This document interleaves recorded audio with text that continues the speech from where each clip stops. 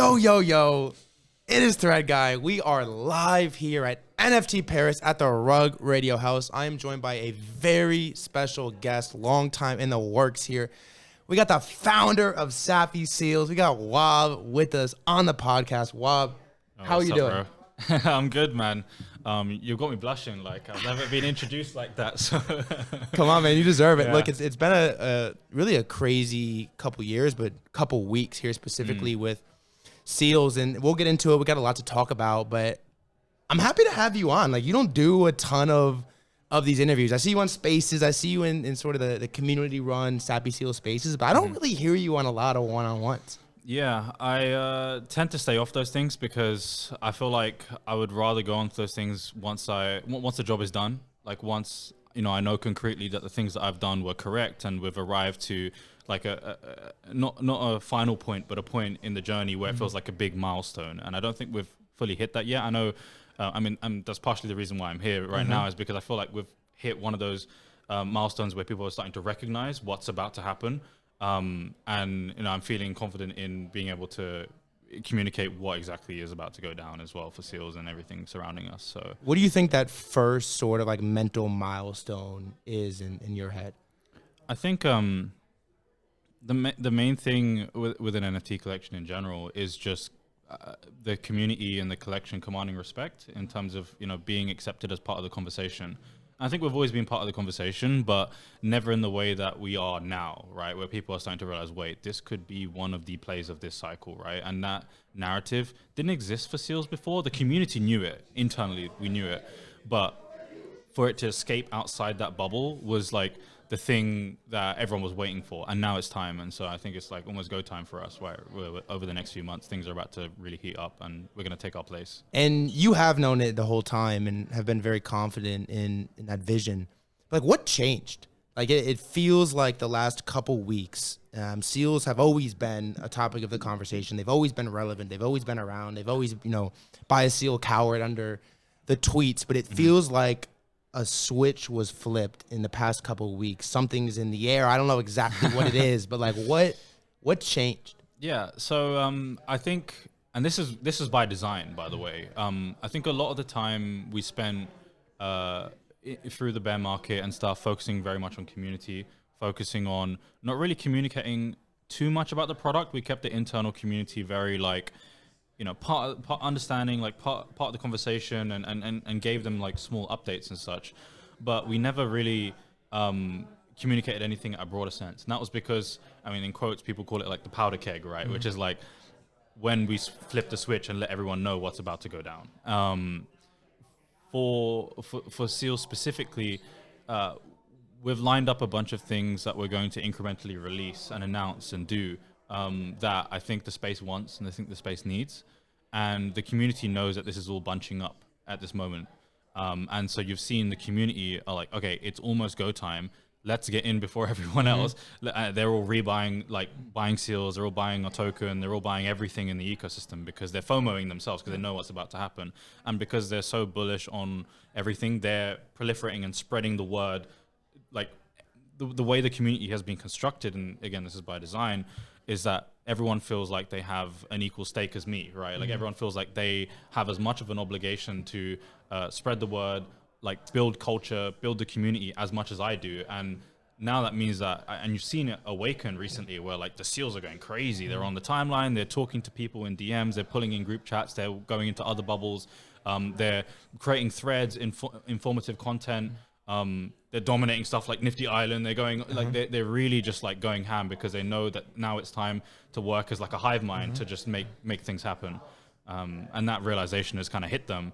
And now it's like, everything's starting to spiral. I posted my my Arrowhead seal the other day, instantly added to like 6 Twitter DMs, like Arrowheads to the moon, like Arrowheads are next up, like Arrowheads cabal. Yeah, they're a funny bunch. There was actually a bit of drama recently with them, mainly because they felt like they were put down a lot by the rest of the community because it's like the disliked trait and it was like a little bit bullied. But now they've had their resurgence and now they're Arrowhead supremacy, like that. Arrowhead privilege is going to flip the blue do-rags. I can feel it coming. But I think one of like for me, so I I've been a holder for a pretty long time now. I only have one seal, but I've always just like admired the way that you move and the way that the community, you said that the word hive mind, and I think it's like the perfect way to describe like what you've designed with the Sappy Seal community. I'm just curious, like, what is the thought process of how you were able to implement this community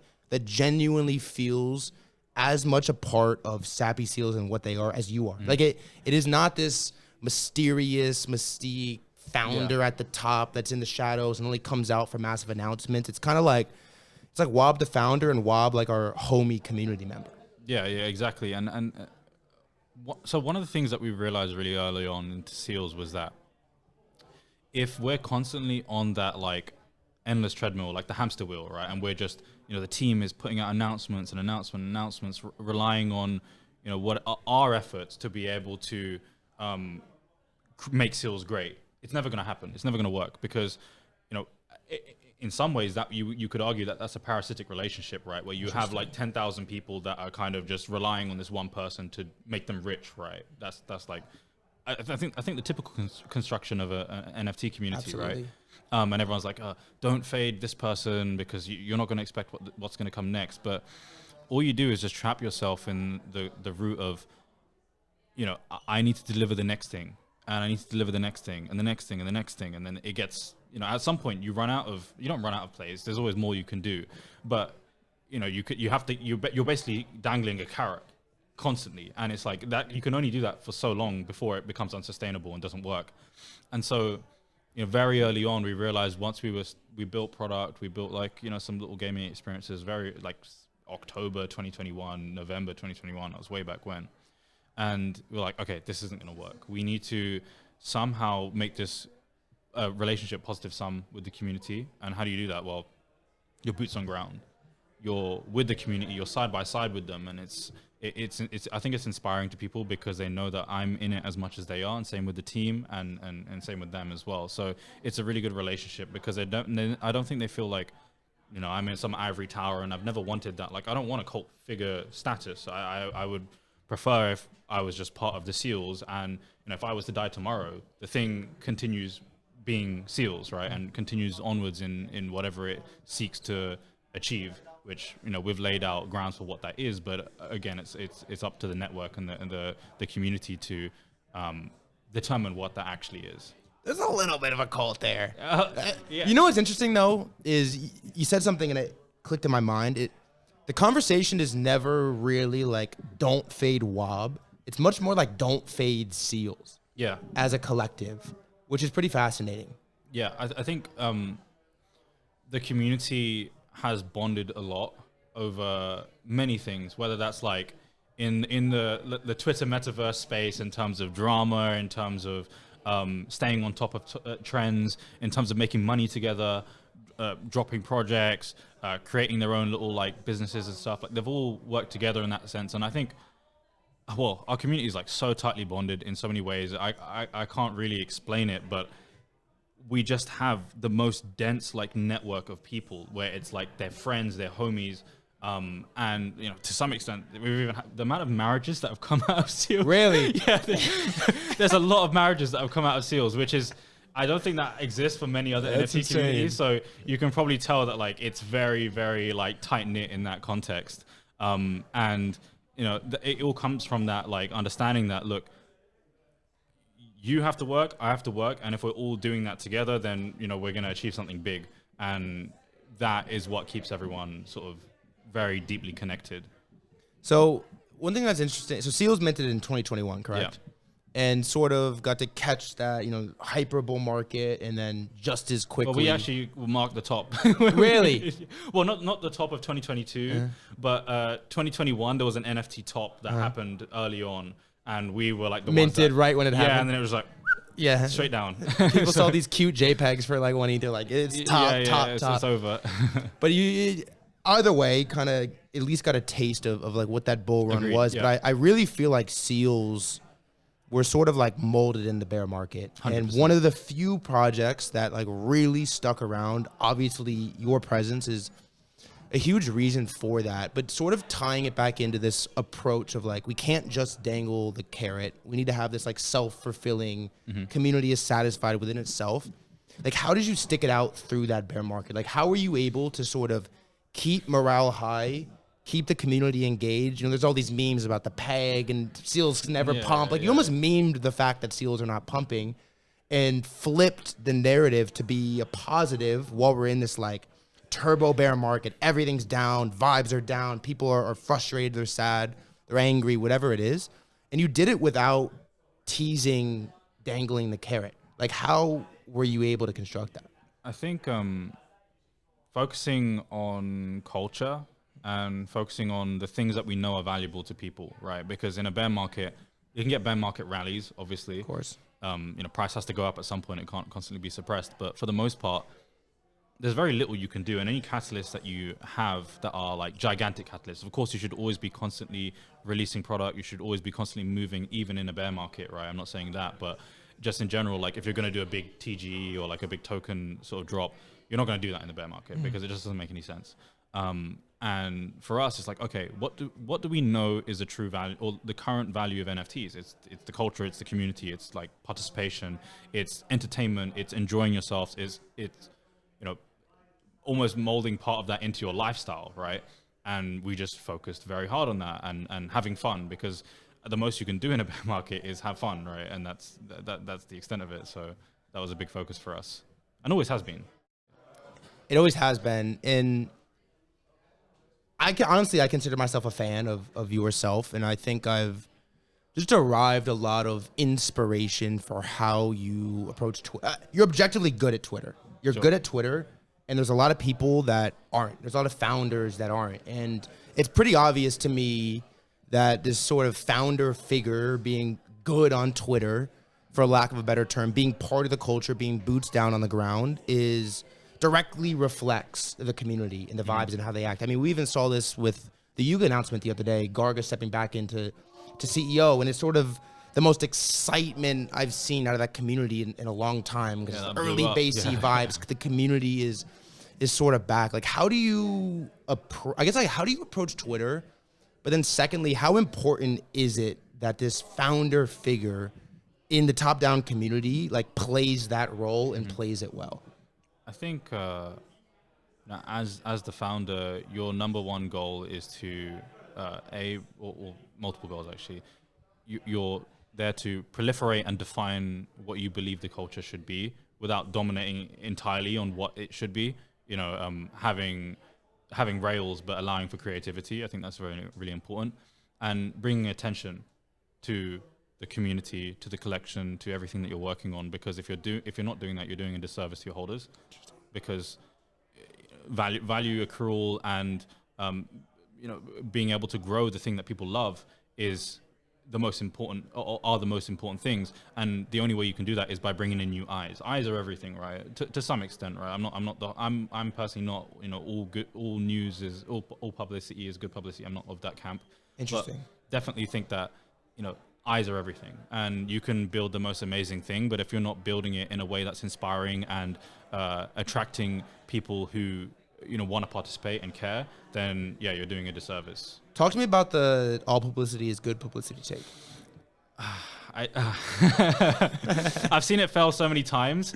I definitely agree that like well, there's levels to this, and I don't know like how deep we want to go, but the primary goal as a founder is to, you know, if you want to do the publicity route where you want to bring in as many eyes as possible, you should always be looking at like, how much can I disrupt and cause attention and like not drama, but like, you know, to some extent, while protecting the logical grounds in which you stand on and the in-group, right? You want the community to feel like, you know, that he's right about that take and that's correct, and you want there to be consensus within the in-group of what that truth, and then you want the out-group to believe that, you know, even if I don't agree, I think he has a good point, right? Or there is some logic there that makes sense, so you don't get like cancelled for your take, of course, but it still brings in the eyes as well. So like, there's no one that walks away from the conversation hating you, but feels at least informed or has like some sort of touch point with you that has brought them closer to the community and closer to that conversation. And being the topic of conversation is, of course, really, really important as well, because that is you being, I guess, like a thought leader or visionary or whatever you want to call it, because you're constantly bringing out the discussions that matter to people, hence the attention. Something that's interesting about you too is for someone that is so active, always a part of the conversation, and has been for a substantial period of time, there's never really like WAB drama or like Seals drama. Yeah. And at the same time, I feel like you definitely like teeter this line and do a really good job of it. Like, I think, so anytime, and this is a company thing, this is a company and a community thing. Anytime we do anything or say anything, whatever the context, we always make sure that we're fundamentally ground in truth and logic, right? That's like number one principle, whether that's, you know, from how we grow the brand, from how we grow the community, how we talk about a certain topic, when it comes to like, I don't know, like social topics, like in terms of treatment of certain people or whatever, right? Like whatever the context. When it comes to game design, everything, we want to be grounded in truth and logic. And if you stay consistent with that, and you always make sure that whenever you say anything online, whether that comes to Twitter, whether that's like on Spaces, there's always, if you're uncertain and there's uncertainty about that truth, you pad it with some, you know, understanding that like I might not be correct, or there could be a fault here, and accepting those faults is important, because then people can at least have some leeway for, you know, understanding that like, you know, he's accepting that he's not particularly or not necessarily correct here, and that means that you don't get those massive drama situations where half the crowd walks away hating you, right? And that's always a thing that you want to avoid, because why would I ever want anyone to hate me or hate Seals? Because I want everyone to be a part of it. I want everyone to be a part of the culture, as long as they, I guess, like assimilate in terms of like what we want to proliferate and what we believe to be the cultural values that represent us. Did you ever feel like there was a time where the Seals community had gotten just like too meme-centric, too trolly, too kind of like silly, for a lack of a better term, that almost like deterred outside members from wanting to be a part of it, and almost kind of like wrote them off as like, oh, it's just like the stupid Seals? Like, yeah, and that's happened, and so that has happened before, and there's multiple things we can go into in terms of culture rot, right? In terms of the community. With the thing that you're describing, I would say Seals have been disrespected a little bit by certain people, not taking us seriously, or not thinking that we have, you know, more like our holders aren't smart or whatever, which in truth they actually really are, but Absolutely. They just like to fuck around, because like that's the whole point. It's like an escape. It's escapism from, you know, reality. It's a way to express yourself. You know, it's like almost putting on the Seal mask, but unmasking at the same time. And so within the community, they know that like we're not stupid, right? And they know the team's not stupid. And that's kind of the inside, the secret. If right? you know, you know. Yeah, and that's why we've seen that boiling point recently, because that secret is escaping, and they will know, so they're all comfortable in that fact. But people outside of the bubble, maybe not so much. But you know, recently we've told Seals to focus, like provide alpha, like do something, be productive to the network, be productive to the community, and naturally other people will respect that, and it will command respect, and that's really, really important, because you want.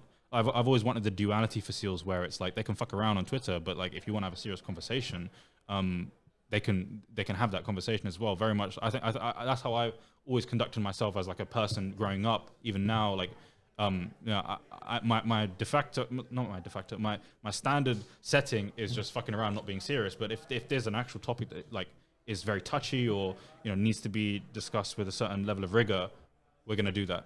And that's really important to us. I think when it comes to like culture rot, as I said before, at some point during the bear market, and I realized this, which is it was a big problem for us, and it was the fact that like we want everyone to be a Seal, but not everyone can be a Seal, if that makes any sense. Interesting. Where some people come in and they come in disrespecting the culture, in terms of they don't follow what everyone else is doing. And that's fine, you can do your own thing, but you need to at least conform in some way to what like we're representing. And so what I mean by that is there was loads of NFT influencers and thread wars and you know whatever that came in and gave Seals a bad name, because they weren't really Seals. They were just people that put on the Seal PFP, but they didn't represent what we actually we're trying to represent. And the inner community got very upset about that, and the outer community just looked at them and they're like, well, fucking Seals, idiots. Like, the only time I ever see stuff from them is brain rot, like crap that like I don't care about. And so we had to put a lot of effort into really expunging those people, because the culture is sacred, right? Like that is Absolutely. that is 99.9% of the value of our NFTs right now is culture, and it's driven entirely by that fact and the community. And being protective of that is so important. So you've made a lot of tweets about it actually in the last couple weeks, Mm-hmm. and it's really interesting.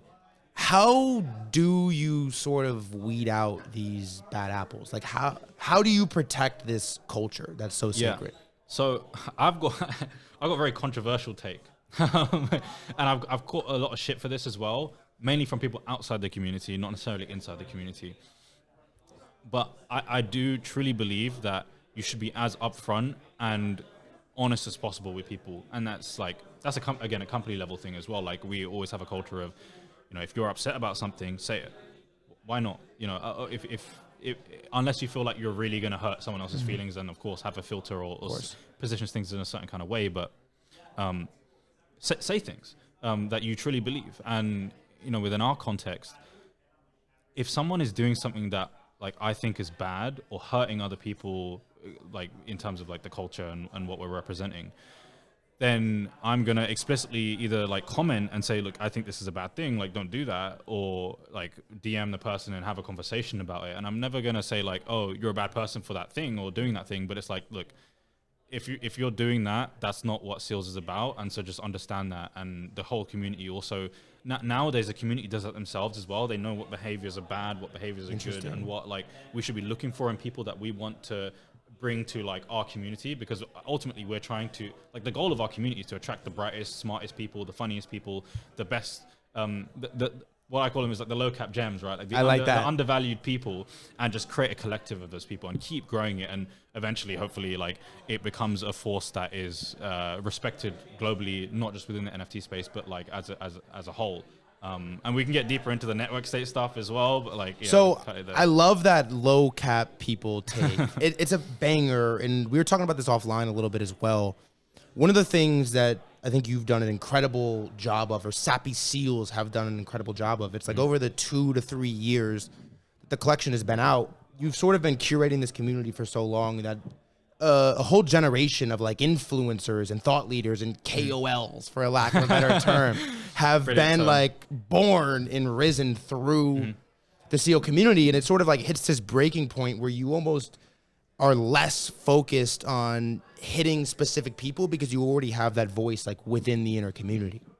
Yeah, like the way I like to think of it is that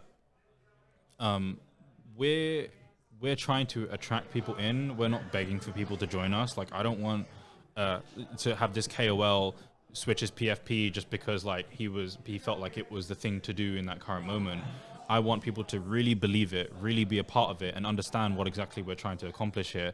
And the best way to attract those people that have that loyalty is to obviously create the culture that attracts them and incubate and grow those people as well. And so, and it was a joke from early 2021. I was an idiot back then. Like, contextually to now, like I had no idea what I was talking about. But I still, very early on, we weren't accepted by the influencers. We weren't the current topic of conversation, and we were like somewhat rejected. And when in the Discord, when there was like 4 members that would only talk like a few every few hours, and it was kind of dead in there.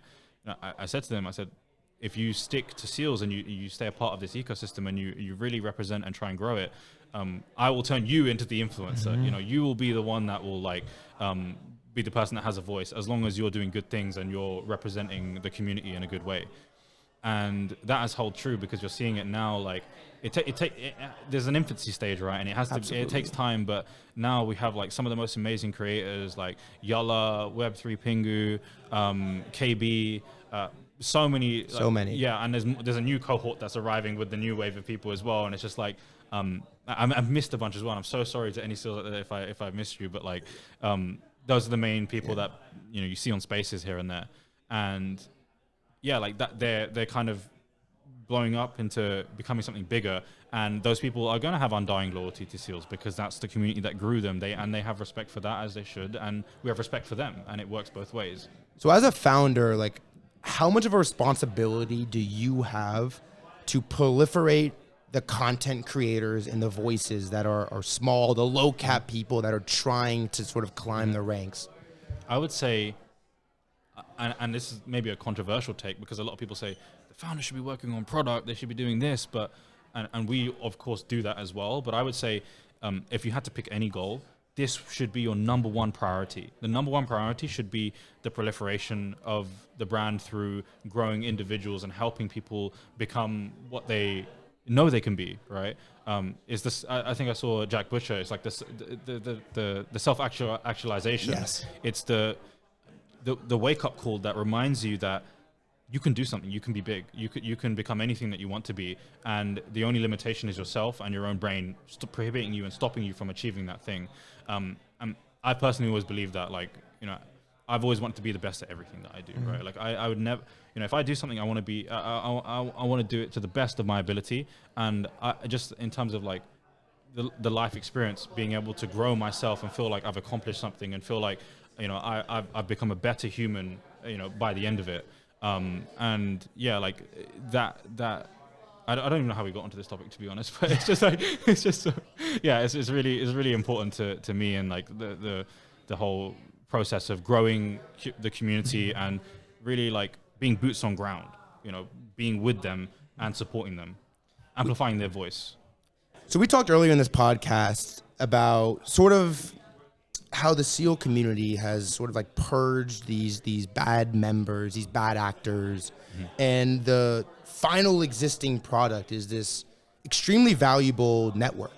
And you've actually had a lot of really good tweets about it in the past couple of weeks, that not only is the network valuable, but it's a selling point, a motivation as to why you would want to buy into the SEAL community. It was not always this way. This was, in my eyes, this was not the case in 2022 and 2023, but I think it's one of those things that slowly, then all at once you look around and it's like, wow, the network, the value within this SEAL community is a selling point. It's a reason I would want to buy in. Like, talk to me just about the network and the current state of things within the SEAL community. Yeah, so this is related to some broader thesis that we have in terms of what the value of NFTs are, and you know, why they're priced the way that they're priced, you know, why the social identity is so valuable, and how this all connects into this bigger puzzle, like that, how these are all like puzzle pieces as part of this bigger, you know, problem and solution.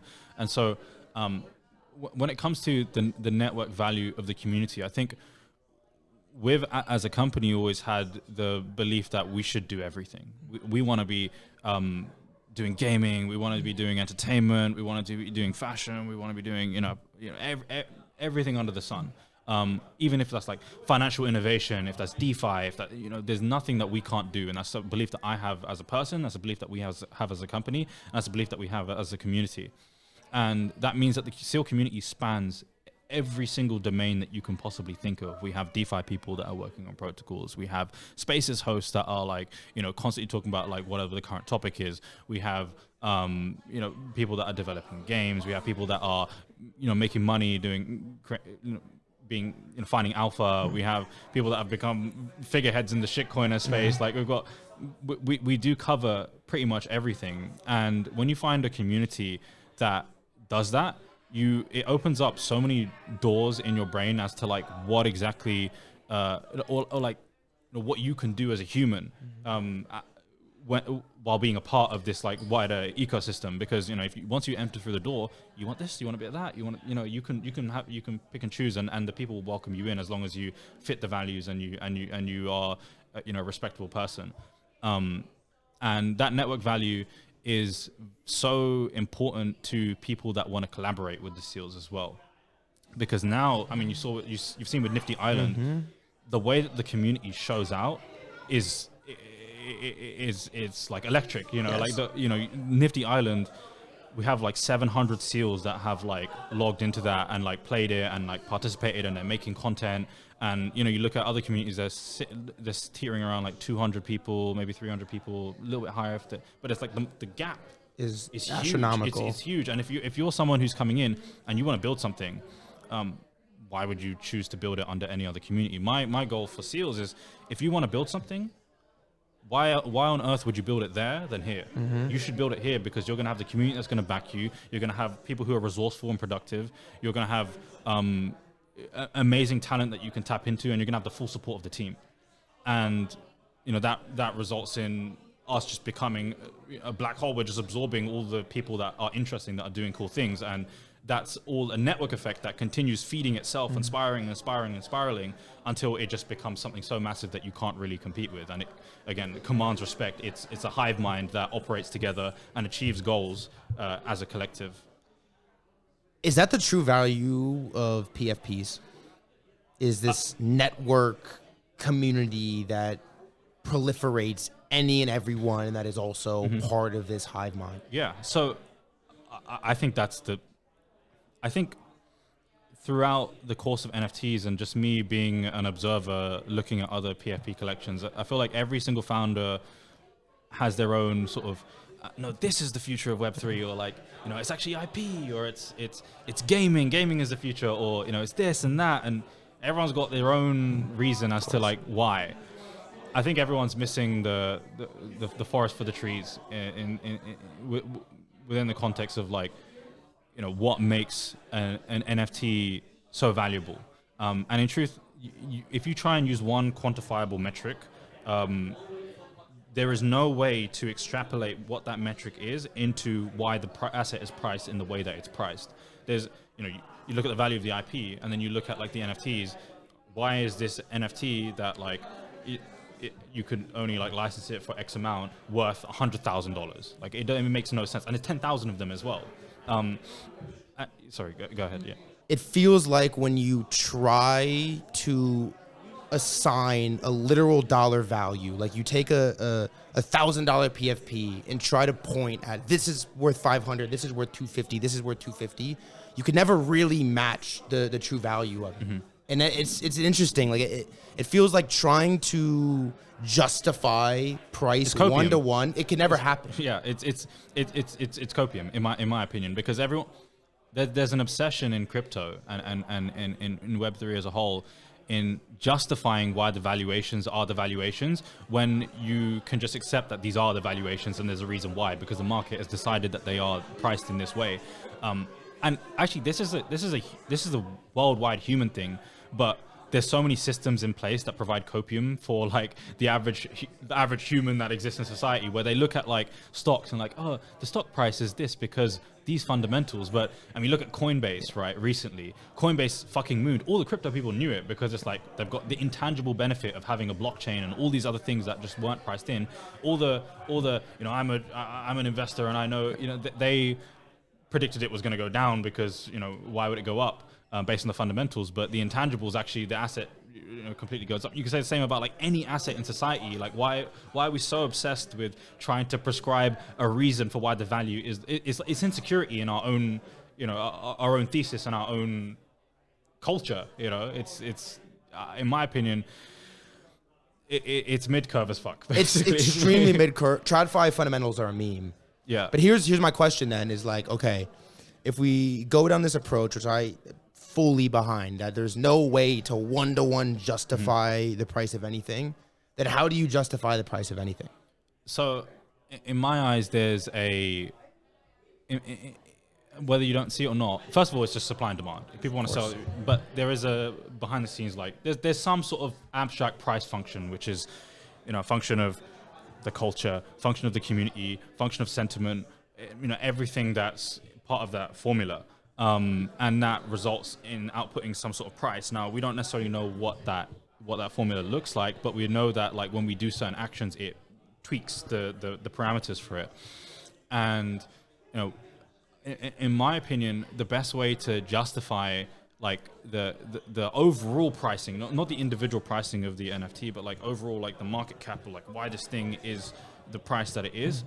I think in the early days, people were on the right track, where it's like, it's the decentralized club, it's the, but again, they weren't thinking ambitious enough. And in my opinion, these are digital countries. These are network states. These are self-sovereign communities that are becoming, I would say, like socioeconomic powers in the world because of how much money and influence they have over just the world at large. And now we haven't seen that really get to the scale that it's going to go. But this is my prediction for the next few years, is that PFP NFTs will transform into these network state communities that are composed of individuals that are highly productive, all financially aligned with NFTs that keep them bonded and have a joint collective value that is derived from the productivity of the participants that are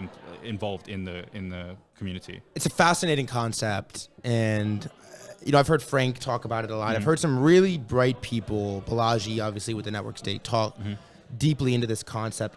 Where are we on the timeline?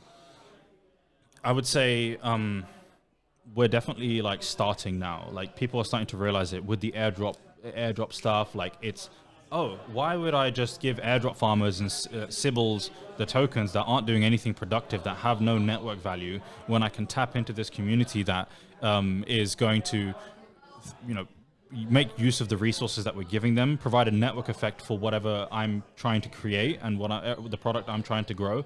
And,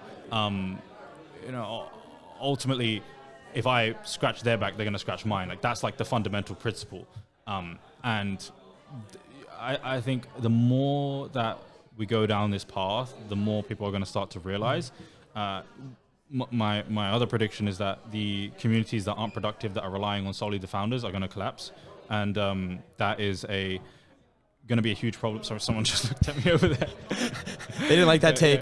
Yeah. I think Easy just came in, but cool. Where were we? Projects that are solely reliant on founder utility are going to collapse. Yeah, projects that are reliant on utility or just relying on the next thing from the founder are not going to be able to survive because they're not productive, and they're going to be outperformed. It's like sports teams, right? Like they're going to be outperformed by a different tribe, and my goal for Seals is to create the most productive tribe that is going to outperform everyone else. And now they've kind of realized that as well. And so we see people on Twitter, and this is before I kind of really communicated the whole network state concept, but people were saying, like the sun never sets in the Sappy Empire, and I live to serve the Sappy Empire and whatever.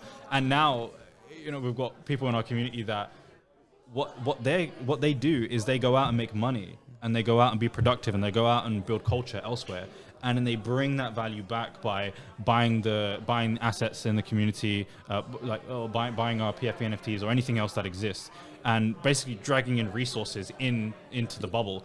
And once everyone collectively decides to do that, the switch flips. I love this be productive thought process, because there's very much this idea in NFTs of pump my bags, give us free money, where in reality, it really is as much on the back of the community as it is the founders. You can have the best founder, the best vision, the best utility in the world, but if the community fucking sucks and nobody wants to be a part of it, nobody's going to be a part of it no matter what they do from the top down. It's interesting to hear you say it, and I guess tying it in, I think there was this very mid-curve bear market thesis that stems from the next cycle won't be led by PFPs. The next cycle will be different. The next cycle won't just be animal JPEGs. It's going to be utility driven. It's going to be product backed. The next cycle will not just be PFPs. But based off this conversation, it's a thought process I really believe as well.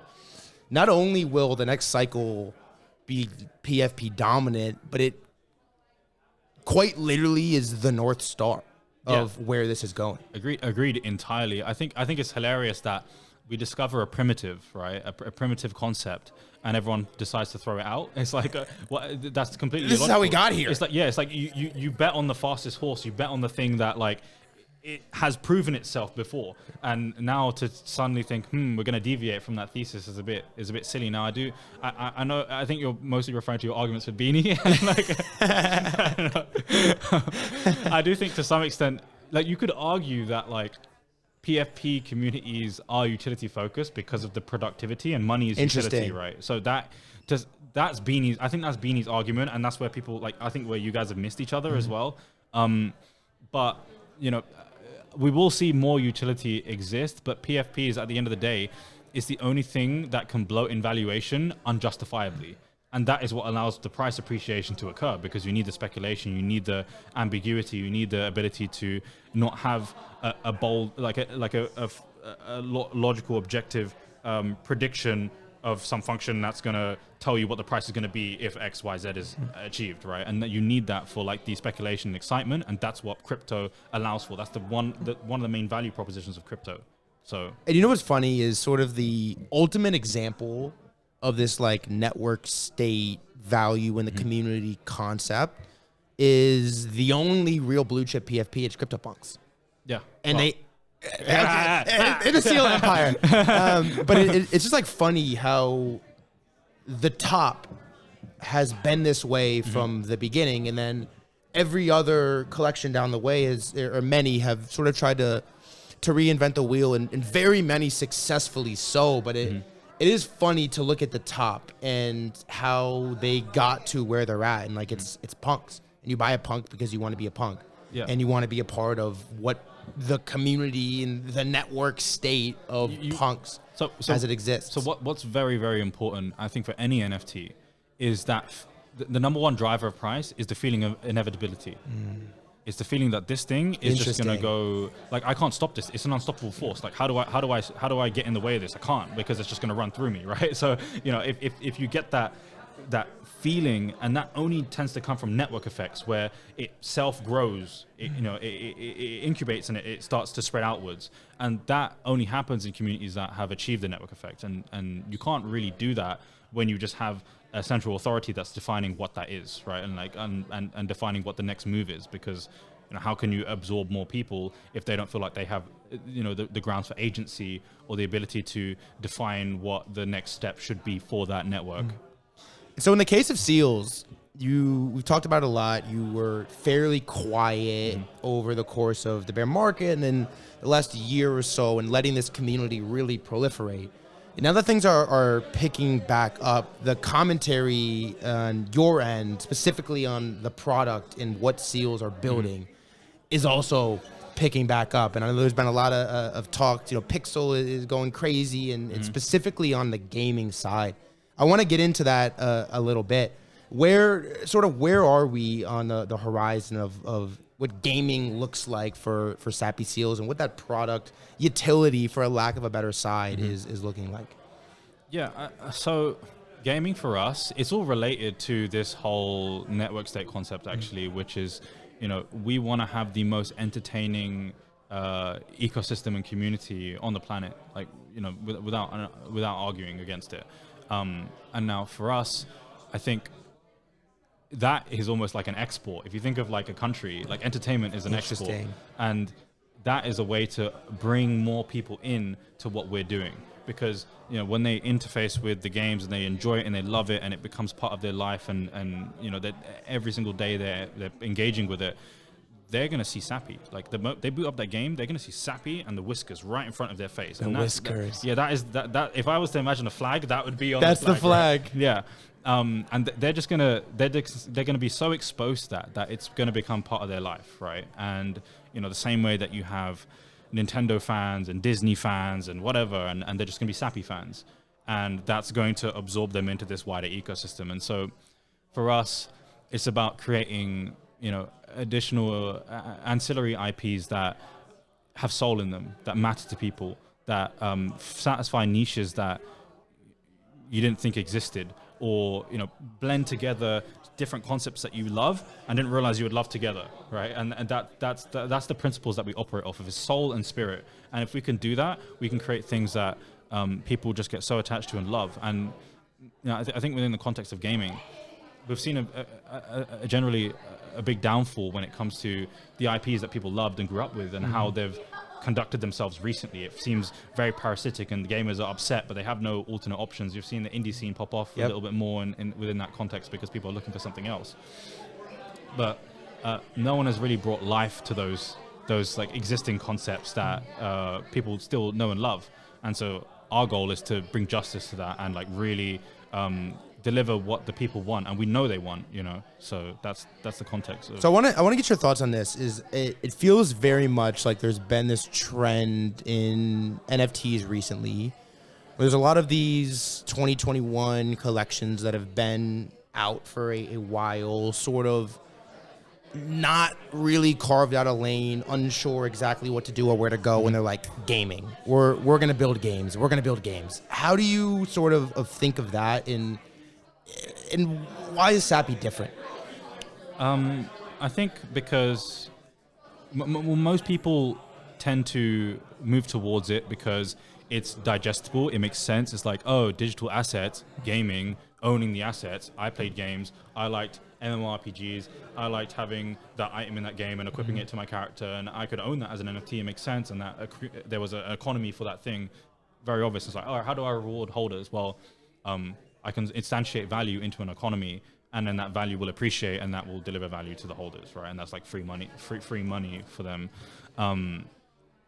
That's why people are trending towards it. I think for us, it's always within the wider context, and that's important because it's not just, this isn't our magnum opus. This is just a thing that exists within our ecosystem that you're going to love, and you're going to enjoy the ecosystem even more because of that. And it's all about converting those people into this broader, network that we're consolidating and making denser and denser and denser. And so, I think that's the main reason, or the main reasons as to why like people are going into gaming. For us, like when I say we care about community, I really mean it. Like you think about the tokenomics of Pixel, it's apart from an ecosystem fund that is required to make the economy work for the game, because if you don't have incentives and you don't have an economy, like it's going to collapse. It can't work. But like I would say almost all of the tokens, we have no team allocation, we have no investors, we have no advisors, nothing. It's all went to Seals. And we, the team, acquired with our own money, our own treasury and our own personal balances, tokens. So we are in line with everyone else. We're as incentivized, and we're on the same playing field, you know, and that, I think that speaks volumes to people, and means that like our game isn't just being seen as like, oh, we need to get XYZ DAUs to justify the token price, and then if we hit that, then holders are going to get X amount of money, and then we've made the money, and then the token collapses, whatever. It very much is designed in a way where it becomes a meta token, like a token that just represents belief and conviction in those games, right, and that ecosystem, and it will still be used as a value driver for holders and such.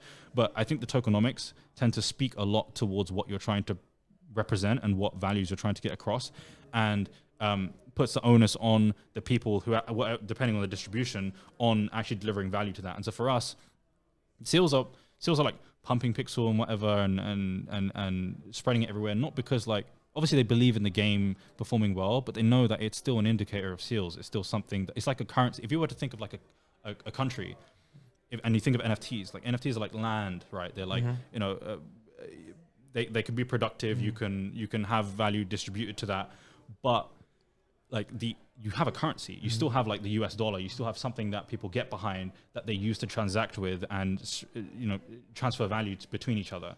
And that's what it's becoming. And again, I always talk about like avoiding the hamster wheel.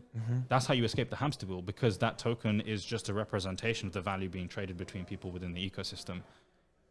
And how much of an impact is the way you designed the tokenomics on that? Like, that's fascinating. I didn't realize that it was rolled out. It's all community, yeah. We hard capped it and everything, yeah. And there's no more emissions soon as well, so it's going to be basically fully diluted and just all community. So it can go to whatever people want it to go to. And again, like I think it's securities as well. Like, it's not actually on us; it's on them. Like they can decide what the value is. That being said, we will be productive in that process to making it something that is valuable to people. That's fascinating. I genuinely didn't know that. That's why it's done so well. Like, you know. And you know, even just like tying it back to like the first thing we touched on, like why does the community feel as much a part of Seals as founder Wab? And because you've designed it that way, which is incredible. On the gaming front, like I'm curious, like practically, like what comes first? I know you're working on a lot of stuff, and it wasn't that long ago my timeline was full of I forget what the conference was, but Sappy was doing game demos. Rare Evo, yeah. But we kept that quite under wraps. Like, it's always been a thing that we, like the Pixel token, we intentionally kept it under wraps because we wanted the community to be able to be the ones that are the main beneficiaries of that, right? And be in first and know about the process. And then when we flip the switch, the whole space will wake up to it. And same with Rare Evo, it was only basically marketed towards seal holders and telling people that like, oh, we're going to be here, we're going to demo the game. If you're a seal that's in Denver, come try it. Because we did alpha tests with like people that are more core to the early believers in like Pixel and everything. Sorry, I got hiccups. Those people, we let them try out the game, but obviously we wanted anyone to be able to. And if you made it out to this event, you got to try. And if you didn't, then tough luck, you know. But you'll be able to play Suit as well. So that is also coming. Is there like a public timeline on when a first sort of like alpha, beta, anything of that nature? So I've learnt to not give timelines. Probably for the better. I give broad quarterly stuff, and I always tell people it can change and it can move depending on of course, like the team can fuck up, the team can be slow. Predicting dev time is such an impossible problem. It's like there's tools for it, but like if you're talking within the context of game dev and you're working very indie, it's like how can I predict how long it's going to take to create the most soulful music that like, you know, I want to create the vibe that, you know, I want to create, or how do I make this game mechanic so amazing that like it's so addictive and everyone will want to play it regardless of their skill tier. It's impossible to, and typically those moments, they're switch flips where it's like, we work a little bit, that's the solution. And you hit the breakthrough. And so I think in the early days, it was a big problem for us because we gave really bold timelines, and there was a lot of context behind that because we had some very toxic team members that existed within, and we obviously expunged them since. But you know, those timelines were very difficult for us to stick to. But now, after the community has tried out the game, they've been a part of the process. They've seen even the small things that we do. Like, for example, we released like the Project O website recently, and it was just like a small landing page. I know that was a long time coming. People were excited for that. Yeah. And it was just a website. But it was the music, it was the visuals, it was like everything that came together. It was like the UI and how it felt like it, you know, and people can extrapolate like, like that's why it's taking long. And they know that like, you know, let's say it takes a month longer or 2 months, a week, whatever it is. It's for a reason. It's because we're trying to create the best possible experience, and that is what matters. And that's why I believe less in timelines nowadays. I just think that like, obviously you should always be working as fast as possible to get this thing out. But the process is important, and having respect for the process as a community is also important. And I think a lot of communities and a lot of teams can benefit from having that open communication, those open doors to people to help them understand that, because otherwise you get that you know, the ivory tower, us and them, and then it's not productive. It doesn't work. It's not productive, at all. Does Sappy Seals think of gaming as this sort of like one massive meta, we're gonna like build the metaverse, or is it much more a like ship fun experiences in sort of smaller bite-sized? So actually on that topic, and I think by the time this podcast goes live, we are going to have already had the playtest run. Really? And this is something that no one really knew that we were doing, because we were going to do the actual PvP module first, and that's like completed basically. There's like small minor things, but we kind of left it because we're focusing on this. But we've got a tech demo for the open world. Interesting. We're doing a sort of Sappy open world tech demo that's going to be the infrastructure for Project O and the other things that we're working on. And we're going to have every single person from these different communities be able to join that experience as their PFP NFTs. No way. And play and have fun. And we're going to infra test, you know, it's we have a very experimental thing that we've done when it comes to a multiplayer experience. So technically our networking infrastructure stack, I think, can take, or the network itself, or the infra can handle 30,000 players concurrently. Wow. Now that varies because there's performance on the user in terms of maybe you can only fit 1,000 people on the screen, or like you're going to lag or whatever. And that was typically a constraint for a lot of people that attempted that. But recently there's been things like Bun.js and web GPU with Unity, and all of these new text or technology sort of like add-ons that allow for extreme high performance in browser, on mobile, in engine, on desktop. It's us strapping together three different things that people consider unstable currently, but we've worked on so many like small fixes and like patches and bug fixes and ways to connect everything that means it's actually stable and is able to be hyper performant. And so we're going to run the playtest, and we probably would have already run the playtest with hopefully 1,000 players plus of different PFP communities, and they'll all be able to participate and have fun together. And that is about the procedural rollout. Like it's, whether the game takes 1 year, 2 year, 3 year, as long as people are involved in the process and they feel like they're getting value from it, that's part of the game. That the game. That is the game. You're playing the game, and then okay, sure, when the final launch date comes and it's like, oh, stamp, it's done. This is the game.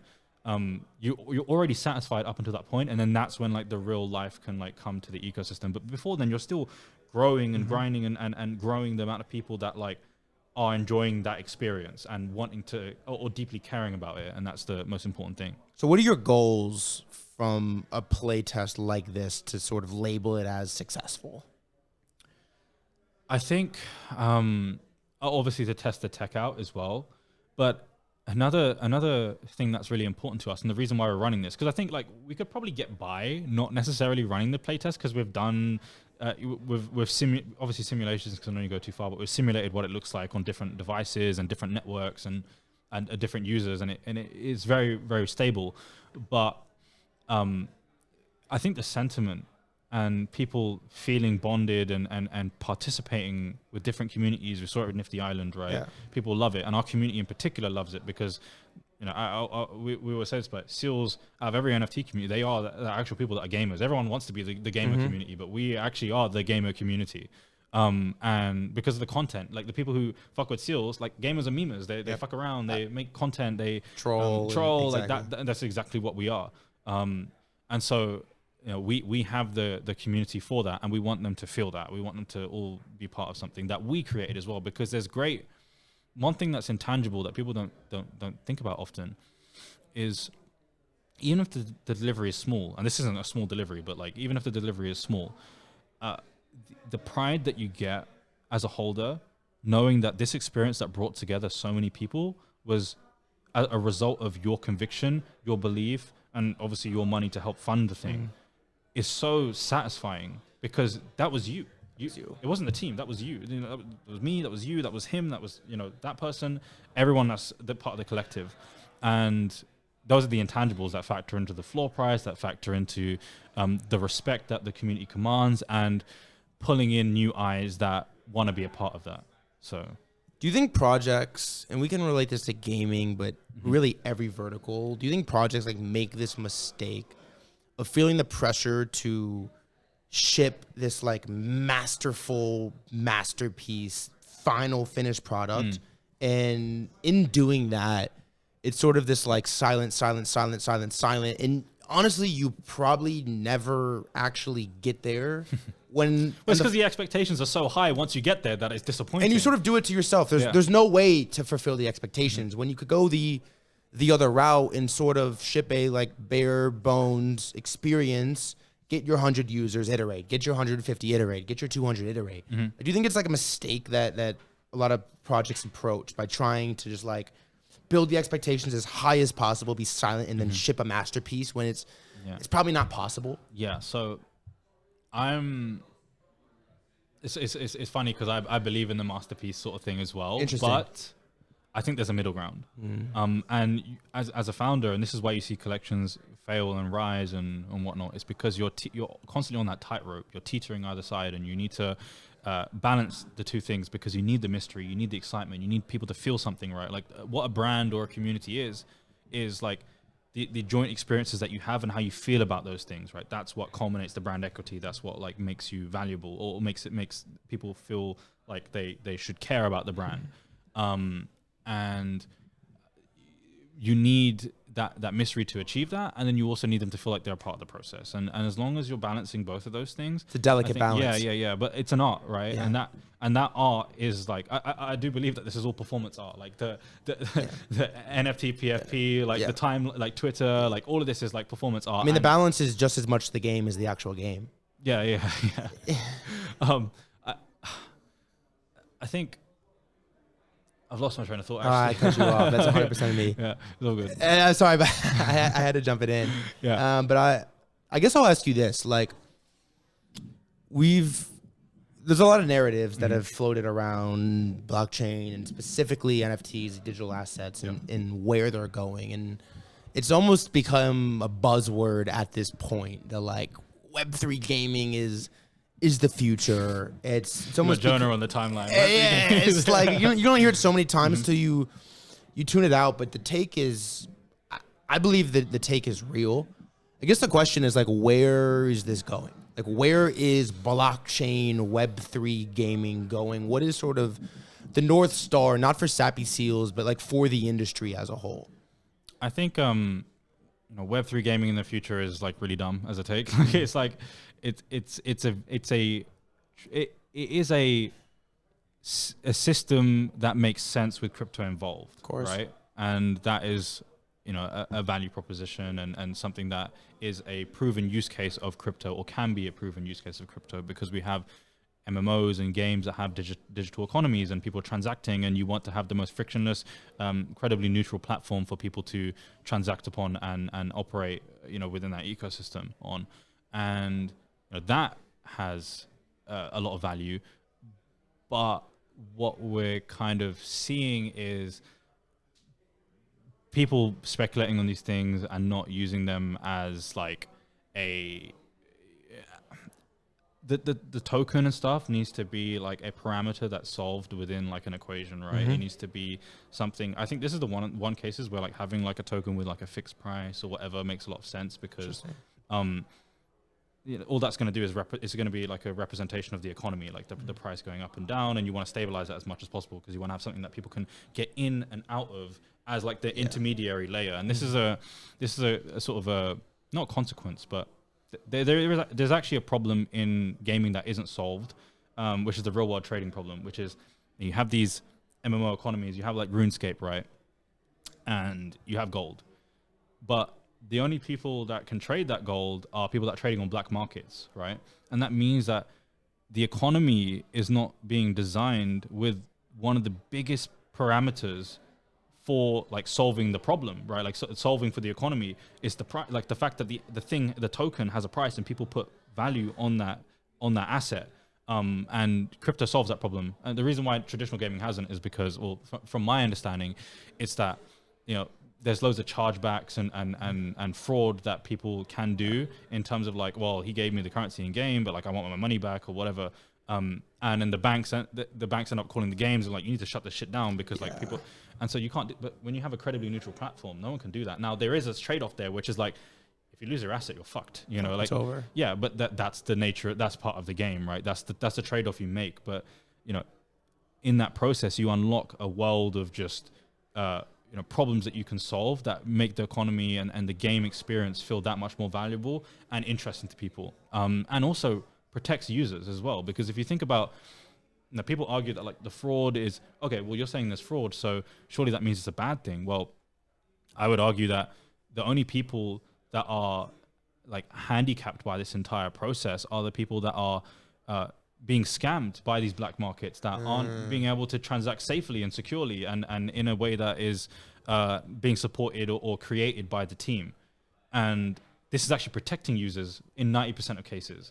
And so I think Web3 gaming solves that problem. And obviously player ownership as well. Like there's so much you can do with it in terms of, I've seen CSGO. CSGO skins is the obvious one. That's the best one. CSGO skins, and then you have like some people. I think you've seen like Pixelmon, and I've heard I've met Yat from Animoca and believing in like the IP value of being able to use those assets in other games and interoperable skins. And I think that's like, well, AI has actually made that more possible nowadays. For sure. And that is somewhat of a real thing, but it's the concept is almost like similar to like the network state concept, which is like, you know, you can tap into that. Like if you want to tap into the culture and IP built around that item, like if it's a fucking dragon lore or whatever is a really rare item, like a party hat from RuneScape, you can bring a party hat into your game, and then everyone's gonna be like, oh my god, look, my party hat, like now I can play, or I want to play this game because it has my asset in it, and that's cool to me.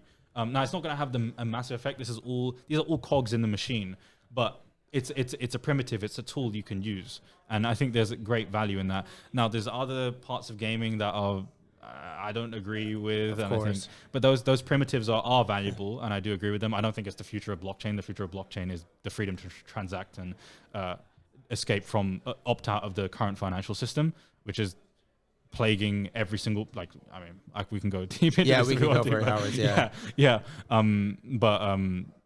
Like that is the value proposition of crypto, but this is like one use case that is important.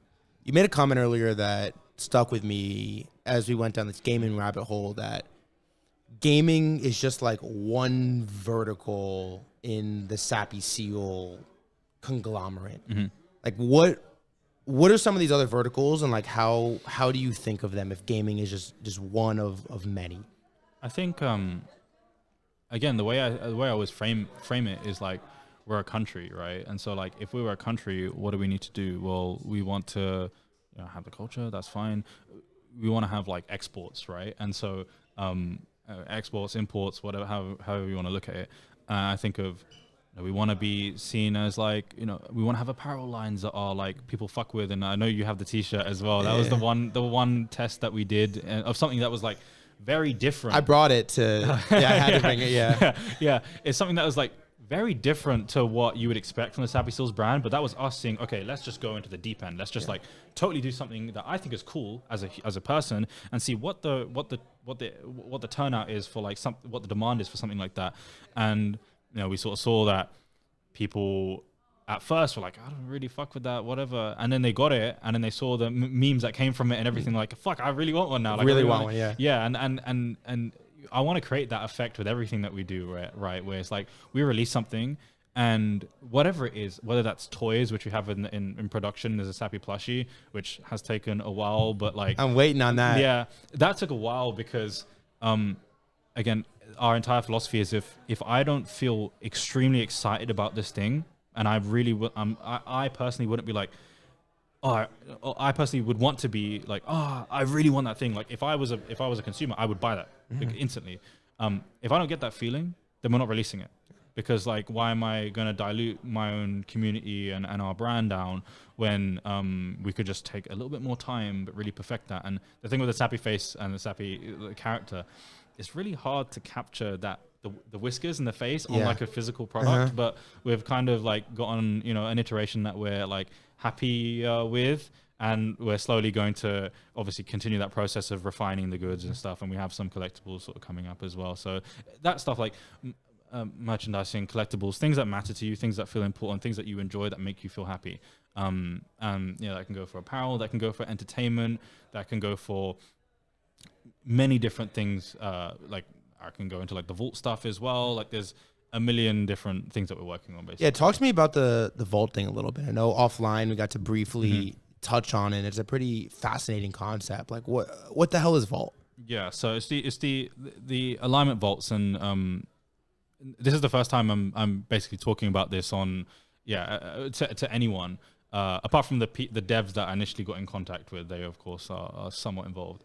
But it's our take on tying together the value proposition, or what we perceive to be the value proposition of NFTs, and provide something tangible for people that actually feels like it is beneficial to have some, not asset pricing, because once you price the asset, the price usually collapses, but something that feels like it's supporting the liquidity in the ecosystem. And so this is something that, you know, I initially concepted, and then I stumbled. I was researching further and trying to see if anyone else out there had done this. And then there was this one guy that I ran into who made smart contract that actually did what we, or for the most part, achieved what we wanted to achieve. And I just ended up chatting to him, and he was like, yeah, I really believe in this concept. And I was like, yeah, I think this is pretty much exactly what we were looking for.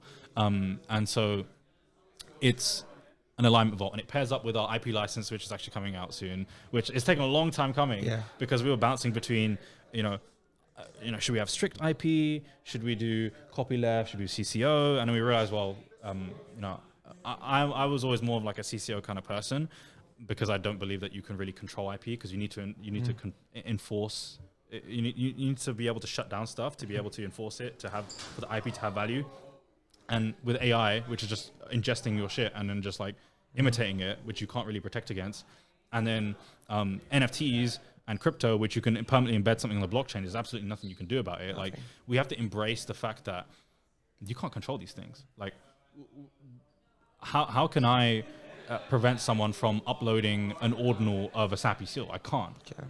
And so, now how about we embrace that fact, and let's work on a way of solving for it. And for us, the alignment vault makes perfect sense within the context of the open franchise IP license that we're working on, which basically allows for derivatives and usage of the IP to exist in a decentralized fashion that has some value accrual to seal holders.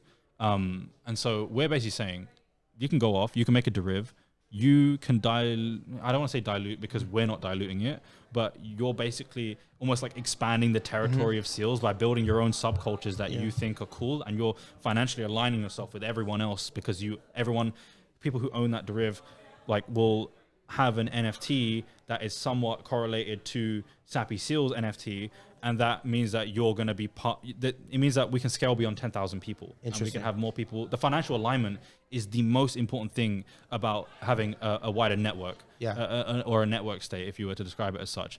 And so what we're going to do is basically allow people to mint their own derivs and do whatever the fuck you want, but have some of that value captured, some of that money go into something called an alignment vault. And what that does is that reinforces the Sappy Seals NFT with liquidity, permanent liquidity. So you receive a yield dividend on like the fees that are made from the volume, and then part of that volume fee of the locked liquidity that you've contributed towards the ecosystem goes back into kind of like rebuying the floor and providing like tough liquidity that is protocol owned, that no one can take out. And so it means that like the more that seals grow and expand and get more territory, go to different blockchains and kind of bring in resources from those communities, the more like value is accrued back into the seals and provides an absolute floor for what seals is. That's a pretty fascinating concept. So I'll ask you this, because there's a lot there.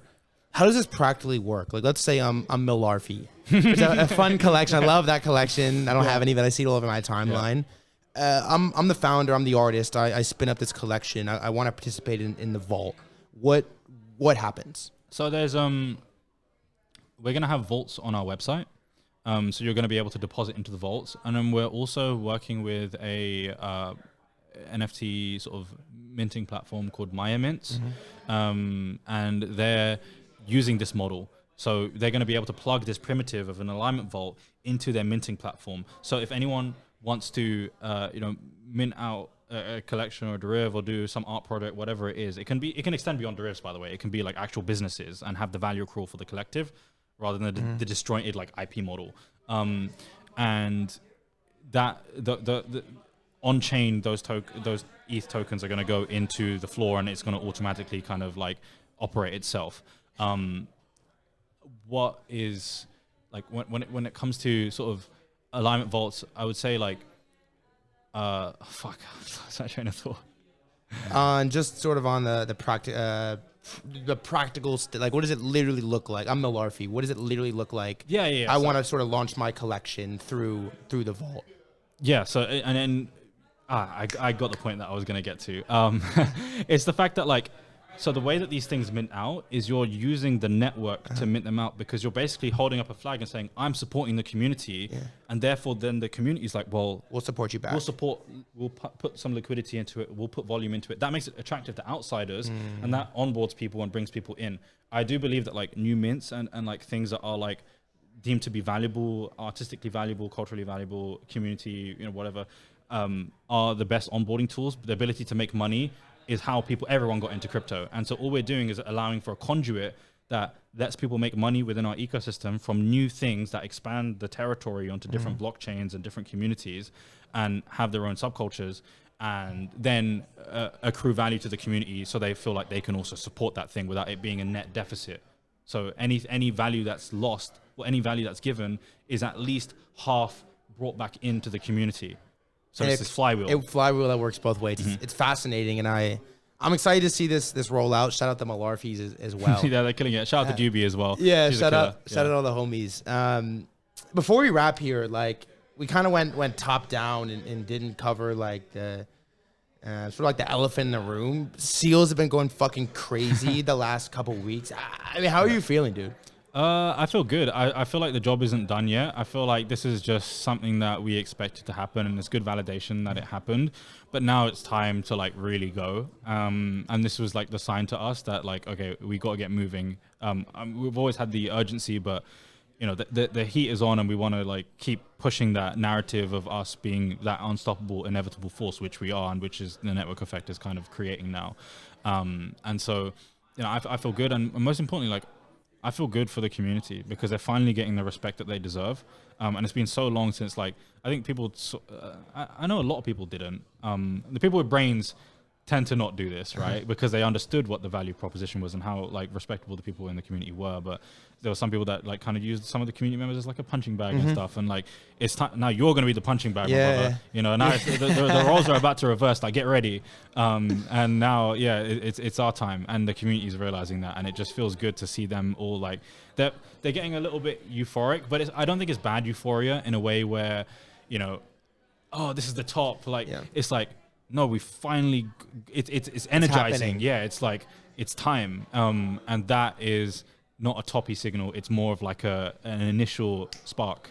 I love it. And when this is released, playtest will have happened, hopefully successfully. Information on the vault is out in public, and the lagging indicator, which is the floor price, has finally caught up. So I would imagine there's not caught up yet. Yeah, catching up. Catching up. I would imagine there's a lot of new community members that have entered in this sort of like 2-month time frame, and two, maybe a lot of long-term holders that now sort of have more belief than ever after participating in the playtest and hearing you talk about the vault and hearing you talk about the network state and where everything is. I guess sort of on like a final thought wrap, is there any closing thoughts to sort of just wrap this whole thing up, put the bow on the top? I just think like I'm like so proud of the community and like everyone that's participated to help us get here, and I'm very grateful for like all the people that supported the community, like you, Threadguy. I know you've always like backed us, and you've always been supportive, and you've understood kind of what the thesis was, and just grateful for that. And I just think that, like, you know, to the community, we should just continue being, you know, as loud as we can, as productive as we can, and just try and stay tight and make sure that never wavers, and that we just keep the culture intact and keep proliferating that. And, you know, always feel like, you know, if you want to do something and you want to contribute, you should just do it. And you should be a part of that system, because we're going to help you and the community is going to help you, and it's going to be good for everyone. Incredible. You know, there's one final thing we have to do before I close. Go for it. 3, 2, 1. ARF. Thank you all for listening. Thank you all so much for pulling up. This is Wab, founder of Sappy Seals. I'll catch you on the next one. See ya. Bro. Dude. Cut.